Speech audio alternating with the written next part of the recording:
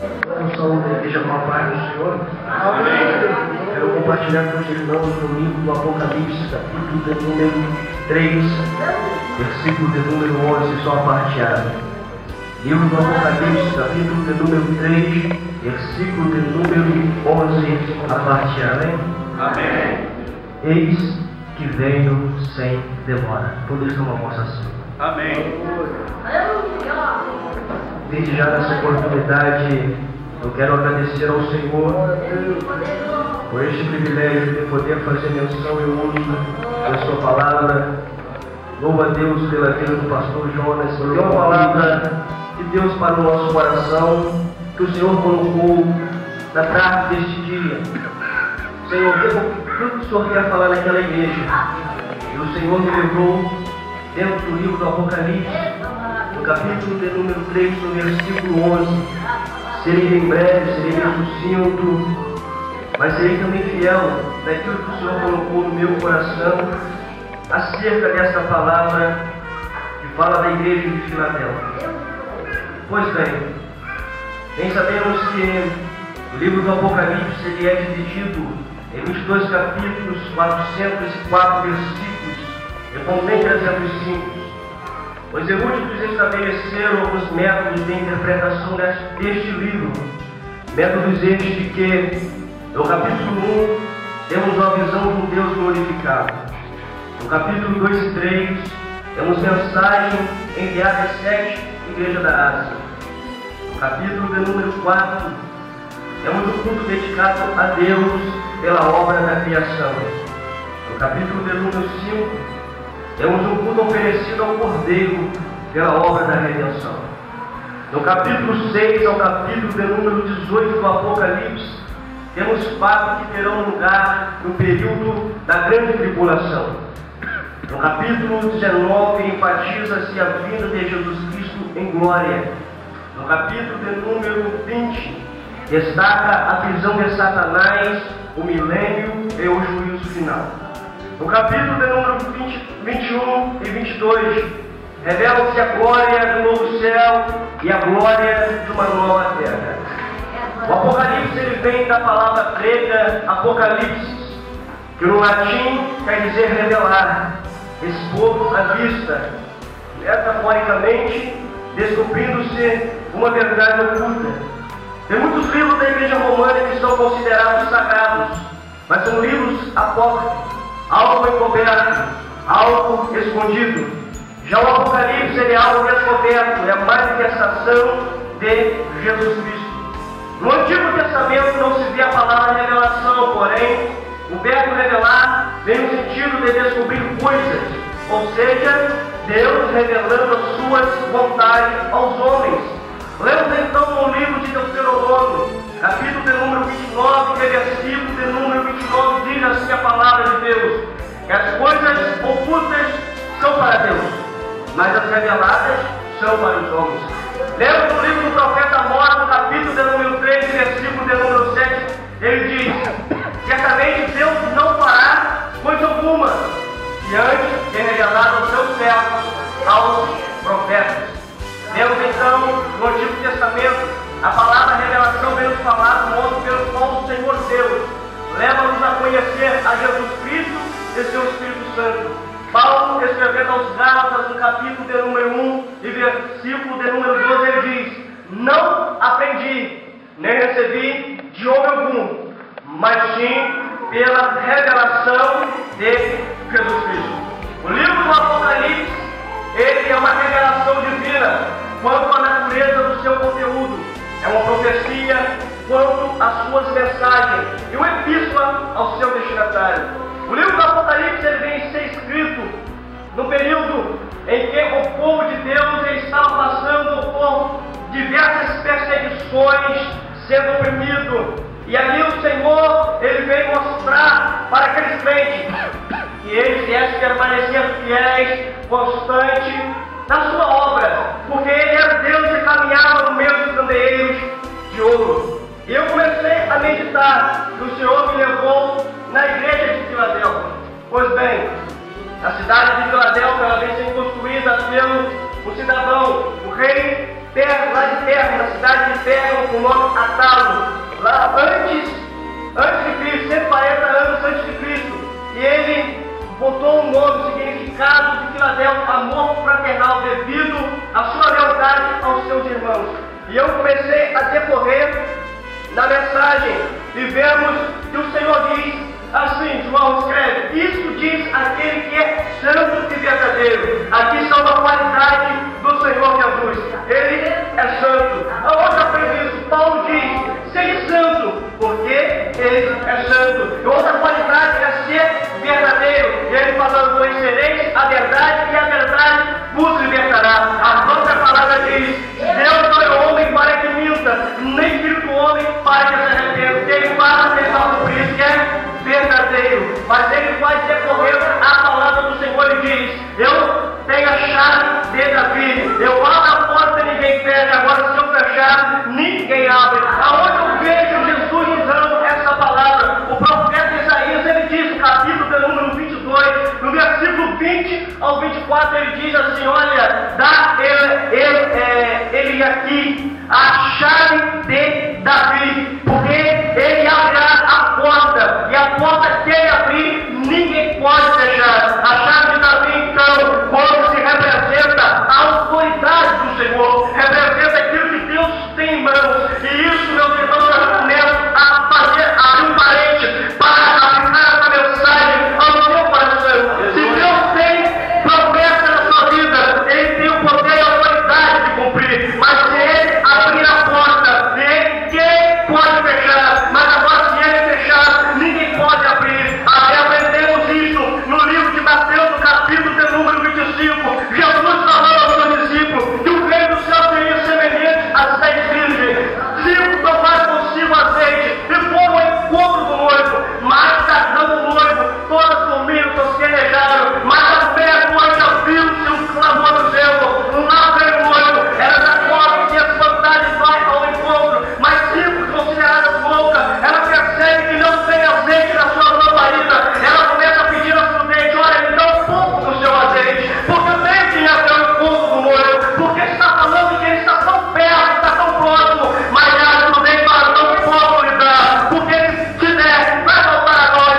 Vai, compre e venha. Mas quando ela chega, as portas já estavam fechadas, e ela começa a bater na porta: abre a porta. E o noivo falou: não conheço, afastai-vos de mim. Mas tem a volta ao Senhor, ele está nas portas canceladas, a Bíblia dele falando: venha ao meu encontro. Venha ao meu encontro.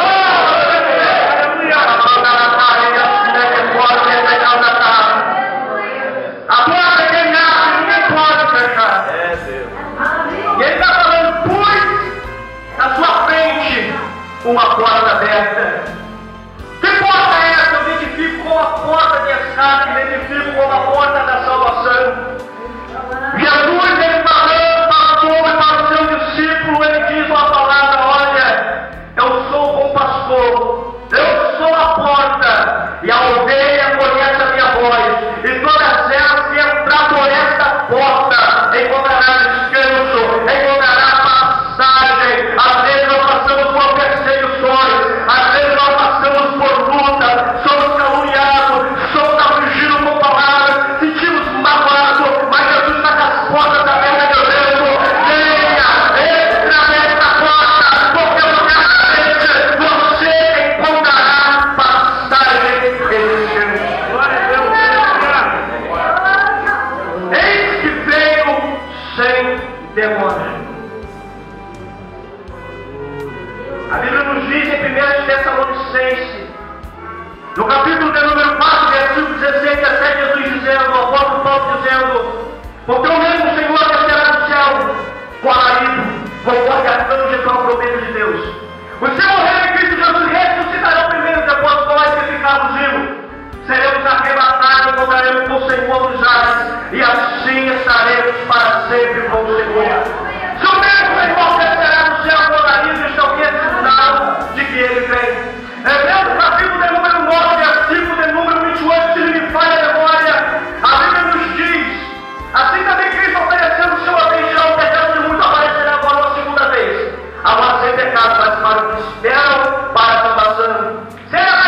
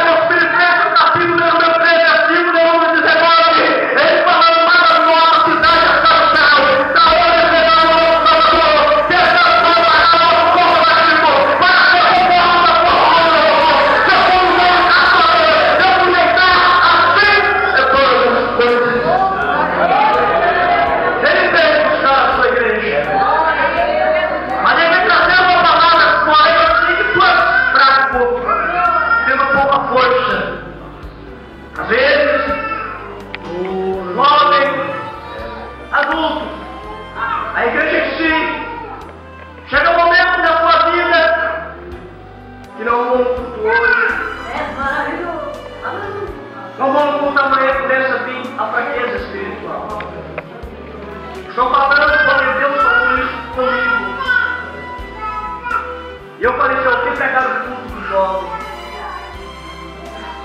E ele falou comigo, quando nós deixamos alguns cultos, a fraqueza espiritual chega. Quando ela chega, aí dá um problema. Hoje temos muitas pessoas desviadas, mas você pode perceber uma coisa: segue a vida dessa pessoa, quantos cultos ela faltou.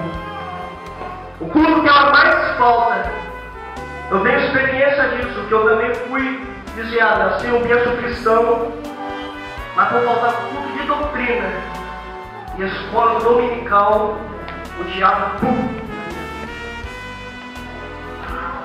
E hoje o Senhor trouxe uma palavra ao meu coração para trazer essa igreja. Não abandone o culto de doutrina. Não abandone o culto da escola dominical. Porque ele vem. E se ele vir, e você não estiver cheio, tiver como aquelas 5 virgens, era um virgem, porém não tinha azeite em reserva, você vai ficar. E para aquele que quer ficar, eu falo isso para a minha vida também. Ai que nós ficarmos, só tem um caminho, o inferno. Não tem 2 termos, não tem jeitinho brasileiro. Ou nós servimos ao Senhor, fazendo como o profeta Jeremias no meio de depressão: Senhor, faz que eu converta a ti, assim eu me converterei. Ou nós tomamos um jeito, ou nós vamos para o inferno. O que adianta vir louvar, pregar, chegar no fim das contas, o Senhor apartai-nos de mim? Eu não busco isso. Apartai-nos de mim, porque não vos conheço. Senhor, preguei, orei. Quando orei, Senhor, milagres aconteceu. Quando eu voltei, milagres aconteceu. O Senhor olhar para a sua vida, apartai-vos de mim, maldito. Eu não vos conheço. Da onde eu fogo eterno? Mas hoje, Ele está com a porta aberta. Hoje, Ele está com a salvação para a sua vida. Porque Ele vem. E vem sem demora. Eu quero que você comece a refletir na sua vida como ela está. Comece a refletir a sua vida hoje como ela está. Jesus voltar agora. Será que você vai subir?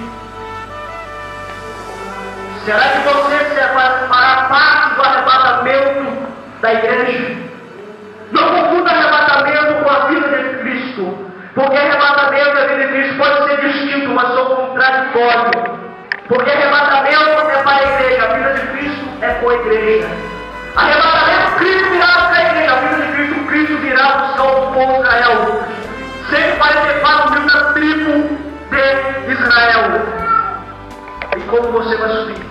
Ou você sobe agora que tem a ajuda do Espírito Santo para te conduzir na palavra, para te mostrar a palavra. Segue por aqui, meu filho, segue por aqui. Ontem passamos para o culto lá no Barro Branco e Deus falou tremendamente. Ele levou, o pregador, ele pegou as passagens a respeito de Davi, aonde Davi relaxou, aonde Davi ele enfrentou batalhas e ganhou, mas no momento que ele relaxa, ele caiu. Quando ele caiu, o profeta Davi disse: esse homem é você. E Davi disse: eu peguei contra o céu, peguei contra ti. Mas Davi relaxou.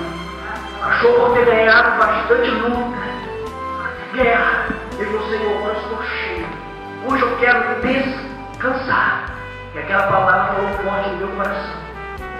Senhor, vou parar um pouquinho. Jovem, mas eu falei assim: não sei. Vem na minha mente, vou parar um pouquinho. Mas quando ele falou assim: se parar, relaxar, você cai. E aí então, porém, se você não reconhecer que é um pecador, você nunca mais volta para a igreja. Vem um mundano, um macumbeiro aceita Jesus, mas você vê um desviado, é difícil. Porque ele conhece a palavra. Ele acha que em qualquer momento o Senhor pode dar uma segunda chance. Mas aí, meu irmão, a segunda chance é hoje para a sua. Medita nessa palavra, meu irmão. Ele vem sem demora. O culto do jovem, ele vem sem demora. Desviado. Ele vem, não adianta eu falar bênçãos, promessas, carro do ano, casa do ano. O que você precisa é de Jesus e fazer parte do arrebatamento da igreja.